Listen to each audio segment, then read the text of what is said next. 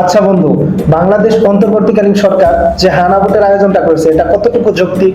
অবশ্যই সেটি যৌক্তিক, কেননা গণভোটের মাধ্যমে যে সিদ্ধান্তটি আসে সেটি সরাসরি জনগণের কাছ থেকে আসে। সুতরাং একটি গণতন্ত্র রাষ্ট্রে জনগণের সিদ্ধান্ত চূড়ান্ত সিদ্ধান্ত।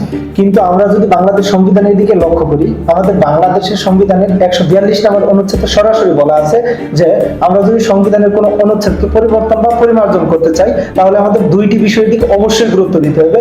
প্রথমত 2/3 মেজরিটি প্রয়োজন, দ্বিতীয়ত জনগণের নির্বাচিত প্রতিনিধির একটা সক্রিয় অংশগ্রহণ অবশ্যই প্রয়োজন। আরে ভাই, আমাদের তো বর্তমানে পার্লামেন্টে নেই, তো সেই ক্ষেত্রে এটা তো বাস্তবায়ন অসম্ভব।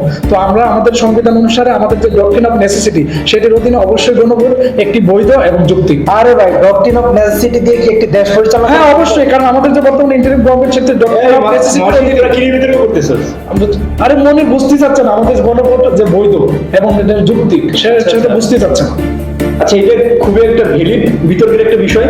তো এই বিতর্ক যে আমরা করি, আইন শুধু একটা ধারণা, এটা একটা দায়িত্ব। সেই দায়িত্বের জায়গা থেকে চলো আমরা একটা বিতর্কের মঞ্চে গিয়ে দাঁড়াই। তাই আমি যুক্তিকে বিশ্বাস করি।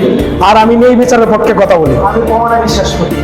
তার আগামী 6 ফেব্রুয়ারি হক ল একাডেমি কর্তৃক আয়োজিত লিগ্যাল ডিবেটে প্রাইম ইউনিভার্সিটি থেকে আমরা আসছি টিম শহীদ ওসমান হাদি।